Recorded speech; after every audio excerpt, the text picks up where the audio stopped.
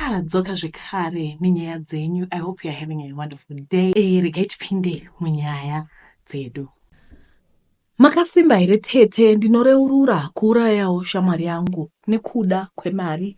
Tete zvakaitika ndezvekuti ndakaitawo zviri kuita vamwe zvekunotsvaka mushonga wekupfuma. Ndakaenda kuZambia kune a very remote place yekuti munotokrosa rwizi nezvimabhotsi zvekuzvigadzirira. Tete ndo pandakaona kuti ndazosvika kuvaridzi vemushonga mumvura mataipfuura maive nemakarwe, asi aisuduruka kana tosvika. Taive takatoti vaenda kunotsvaka mishonga yekuita mari. Unotoshiya kuti vanhu vanenge vaziva nguvai kuti kune munhu anoita zvakadai. Zvisinei takasvika pamusha pasekuru apa. Handingati pamusha tete nokuti dzimwe dzainzi dzimba dzacho aingova mapango akapfirigwa. Ndakakanuka kuti sei vasingarumwe nezvinofamba zvesango. Ndikazofunga kuti mishonga iyi vaitogarisana nezvikara zvacho. Taive takawanda zvekuti ndakamboita 2 days tiripo pamusha apa. Chijana changu chekuti ndione sekuru chakazosvika. Ndikapinda ndikavaudza kuti ndainge ndatambura panyika. Ndainge ndodawo upenyu hwakanaka, upenyu usiri hwekutamburira. Sekuru vakanditi painge pasina dambudziko rakanyanya vaizondigadzirira, asi kuti mushonga wangu ushande ndaifanira kutsvaka someone andinozoita sacrifice. Ndakakwenya musoro ndichifunga kuti ndiani wandingaita sacrifice, nokuti chikuriro changu chose handiiti zvemagurupu. Ndiri lona, zvevanhu vakawanda wanda is not my sin. Asi ndaiva neshamwari yangu yandainge ndatamba nayo kubva kusekondari kusvika tipedze chikoro. Ndakaona zviri nani ndiite sacrifice iye. Hapana aizombofungira ini kana nepadiki pose. Sekuru vakandibvunza zita rake nemutupo wake.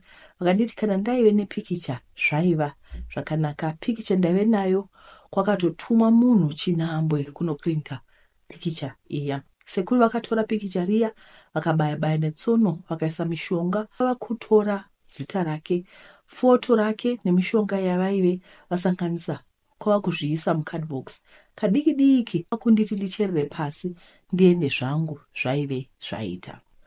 Ndakadzokera kumba tete. Musi ndichitopfuura nepanoitwa zvekutengesa nhumbi ndakabva ndasharira shamwari yangu dhirezi neshangu. Ndaifanira kuratidza rudo kushamwari yangu kuita kuti kana ndazoita plani yangu hapana aizotifungira. Saka mashandiro aita mushonga uyu ndeyekuti ndinenge ndichishandisa shamwari yangu ari mupenyu, ndichimubira malaki ake ari mupenyu. Kana azofa ndinenge ndava kusimbisa mushonga wangu manje. Tete upenyu hwangu hwanga hwava kufaya. Bhuru wangu handina kumukangamwa. Ndakamuvhurirawo business right akanyura ndovhurazve. Vanhu vaiona vaifunga kuti rudo, asi chavasina kuziva paiva pasina rudo. Pane zvandanga ndakateya kwese uku kwaiva kuvhara mahwani. Vanhu vazhinji vaiyemura relationship yangu nasahwira vangu vachiti tikawana vanhu 5 vanenge ini nyika yedu yaizoita zvakanaka. Makore 3 zvichingodaro ndichimarineta nyama yangu kuti ive soft and tender. Maholidays ndaibhadhara achienda, kana ari magift hatichatauri. 3 years padzakapera ndakadzokera kwasekuru. Vakati yainge yava nguva yechibayiro. Vakanditi nditore chipikiri ndinobaya pandanga ndakaisa kabhokisi paya ndimirire nguva. Umwe musi ndichitobva kunoona bhora nasahwira vangu tete murodhi mberi kwemotikari pakaita senge paita mwana murodhi. Kutozama kunzvenga mwana uya motikari yakabuda murodhi kwava kusviko rovera pamuti. Kunodai wanike Nora chava chando. Nora ari kutoburitsa ropa mumino. Chandinoziva ndechekuti impact yemota nemuti hazvaigona kuuraya munhu nokuti mota yakangoita kadenti nyana. Asi nguva yesacrifice kana yakwana tete, inenge yakwana. Ndaigona kusaita kumudzvinya with my bare hands. Maporisa akazodana, asi Nora aingaenda kunyika dzino. Parufu ndakamira sasahwira mukuru ndichimhanya pane zvose zvaidiwa. Rufu rwakapera, upenyu ukaendera mberi. Tete ndikatanga kuita mari patown. Mari yacho haitsananguri kuti inobvepi nokuti nguva zhinji inongomuka iri mumba.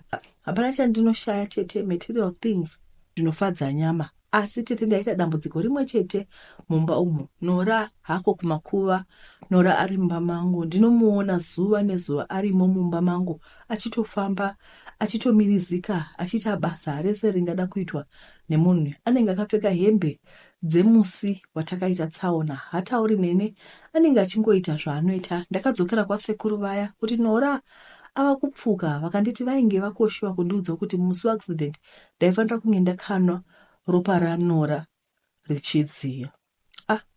Mashura nhai ndairimwa sei iyo yaiva accident.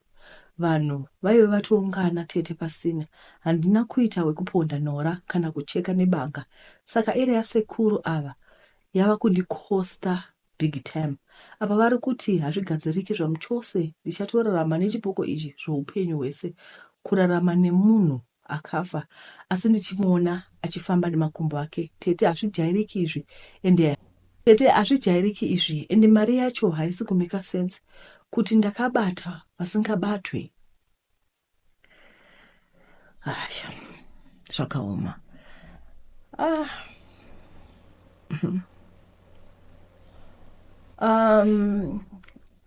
Nhasi handina energy yekutaura.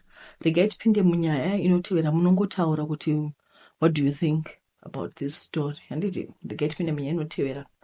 Tete makasimba here muno munyika yedu munoita zvinhu zvinotyisa, zvinokahlamadza. Dai nyaya iyi ndakaiudziwa nemunhu ndaiti manyepo, hakuna zvakadaro. Asi izvi zvakaitika maziso angu, ndakazviexperiensa uye haitombori fiction. Tete weekend yapfuura iyi muguta reGweri makauya muimbi ane mukurumbira achifarirwa nevana vakawanda. Chero hazvo kwaiva nechando chaicheka chichiitisa mabhokisi emedzi kumeso, ndakaona kuti handijairwi nechando kunditadzisa kuenda kumafaro kwetezve. Ndakapfeka zijuzi rakaenzana neni kureba tete, ndikaenda kubhendi ndikanova nenguva yakanaka. Muimbi uyu akauya musi wechishanu tete. Dzava kuma2 kwava kuenda kunoedza. Ndakafunga kudzokera kumba hangu sezvo ndaida kuzomboenda kuzviraundi zvangu ndichihasla. Saka ndaiziva kuti ndikambovata 5 to 6 hours pandinomuka ndinenge ndavabo. Tete kana kune mabhendi mutauni medu transport hauipedzizve. Zvimota zvemushikashika zvinovata zvipatrola. Saka transport haina kundinetsa zvamuchose. Zvimota zvemushikashika zvaive zvakatomira nechepadivi peavenue vachikairi vazvo vachitsvagawo mari. Laki randinaro nderekuti kubva parodhi pandinoburukira kusvika pamba dzinenge dzingori dzimba chete. So nyaya dzematsotsi panga pasina wari nadzo. Plus ndaiziva kuti hakuna mbavha yaumbonosangana nayo kuma2 AM. Dzinenge dzatopedza basa dzatonozororawo. Ndaburuka mota mushikashika paya zvakanaka zvinenge itete. Ndiri murodhi kuenda kumba waitova mwedzi muchena. Saka pese pandaitsika ndaiona kuti ndiri kubvepi ndichiendepi. Muchidhasi road chacho maiva nemapepa aivakadhampiwa nechemumwoyo ndichiti dei munhu aratsira mapepa aya awanikwa neve-EMA ticket straight. Ndichifunga kudaro ndakabva ndatsika chipepa chelacto chaive chisina chinhu. Chipepa chakashinyira, handina kumbozvinzwa chichizara mweya, handina kumbozvisa musoro. Ndati fambe ndakanzwa senge pane chinhu chinenge bhora chainditema nechepazasi pegumbo rangu. Ndiye ndangatamba bhora na2 AM. Pfungwa dzangu dzaitamba maclarks neni nhaika. Kunotarisa kudai wanikwe chipepa chiya chelacto chazara mweya chiri pagumbo pangu. Ndakatanga kufambisa ndichiwedzera speed. Bepa rowedzerawo speed. Ndakatyiswa nebehaviour yechipepa ichi ndikabva ndatanga kumhanya. Ndichimhanya chipepa ichi chaiteverawo chichinditevera. Hanzu wandidzikirei? Tete ndakadikitira munongonzwa. Kwete ndaive ndisina kumwa doro zvekuti munhu angati ndaitongwa nedoro. Ndaiva soba chaiyo. Kana ndichiti ndakamhanya ndinenge ndichitaura zvisizvo. Ndakadzinganisa mhepo, chipepa chiya chiri mumakumbo angu chichinditevera. Ndikawedzera speed chowedzerawo. Chaivo chiiko? Chidhoma here? Mweya inotenderera isina kuwana zororo. Apa kana uri panguva yakaoma kumba kwacho hakusvikiki. Ndakazosevhwa nembwa. Handizivi kuti yakabva nepi tete. Yakangosvika ikatanga kuhurukira chipepa chiya ichitsika chipepa chiye chikatanga kupera mweya tete. Ndiwo maponero andakaita chipepa dhengi. Asi maziso angu aindinyengedza. Ndakapinda mumba hana ichingobika manhanga. Chero hope dzacho handina kuzombobata ndichishaya shumo yezvandainge ndaona. ndakati ndiudze vamwe vandaigarisana navo zvandainge ndasangana nazvo vaizozvitenda here, vaingoti fiction kana kuti doro, of which ndaiva soba. Ndakazoudza mumwe murume ava musecurity kuti ndaive ndamhanyiswa nechipepa chelacto. Iye akanditi akambomhanyiswa asi aiziva kuti akataura hapana aizvitenda. Nzvimbo yacho kwanzi ihotspot, panoitika zviri weird nemaabnormal activity asingatsananguriki. Kubva musi wotete I'm afraid of the dark. Chero ndikati ndiende kutherapy ndonoti chii, ndakatauka nechipepa chelacto zvinobuda here, zvakaoma hazvo. Kokuzosekwa nevamwe kubvunzwa kuti muri kutora grade ripi rembanje. Redu wega. Handiti zvoita kunge jokosi washuwa. Ini anofunga kuti munhu anomhanyiswa nebepa relacto. Zvakaoma.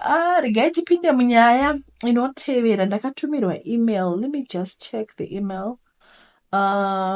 Right, ndichiri kutsvaka nyaya iyi. Pana sisi vari kuti vari muSouth Africa vari kutsvaka munhu anoda kuchengeterwa musha wake kuZimbabwe. If there's anyone who's willing da kuchengeterwa, aiwa kwai zveJoni zvandikunda.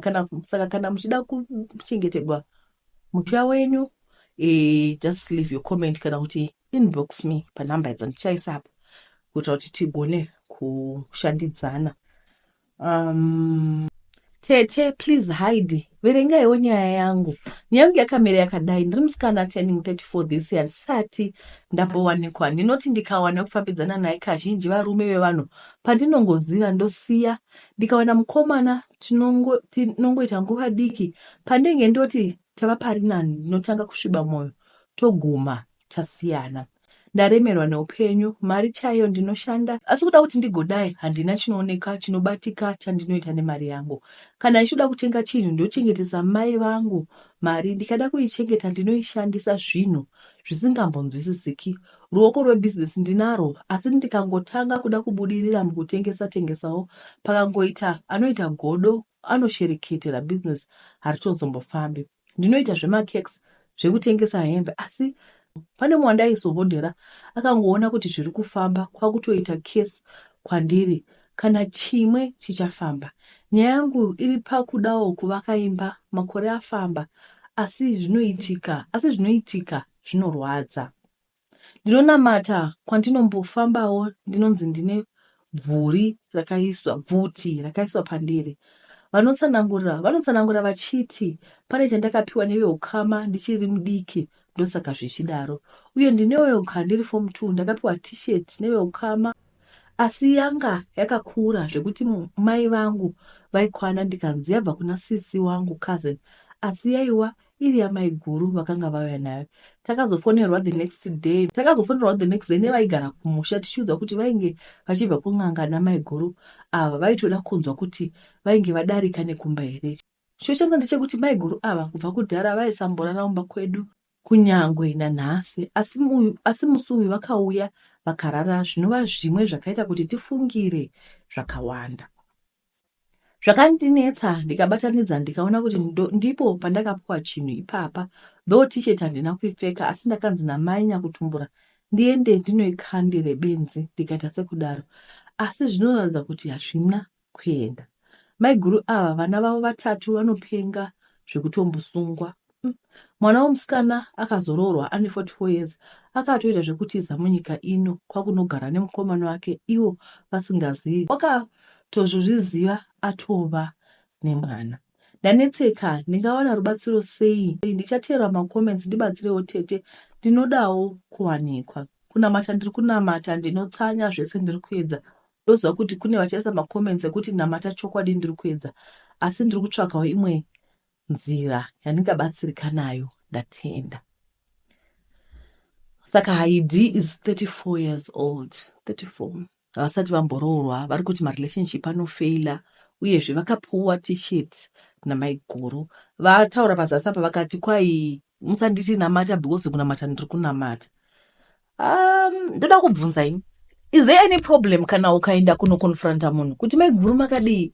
Handisi kuti kudii kana kuti kudii, ndoda kumubvunza ndiri kubvunzai. Makadii mai guru? Pane t-shirt yamakambondipa gore riya. Kana zviya zvainyatsofamba sei? I don't know how you can put it, but you don't have to be accusing. Handiti. Unyatsoda kuhwisa kuti gara zviya t-shirt yamakandipa ive iri yenhaka, yanga iri yechii? I think that way katimbotaura, we need to talk about these things, kuti umbobvunza chaiko kuti zvii zviri kunyazoitika. Ndozvandinofunga ini, handiti maiguru vachiri vapenyu. Ehe, asi sezvo kwai vana vavo vose vanopenga, zvinonetsa. Kwai mumwe mwana wavo akadozotiza. Imi zvakaoma. Vedweka, regai ndigumire pano, then mastori anotevera ndigovaverenga zvakare paepisode inotevera. Muve nezuva rakanaka. Ndatenda.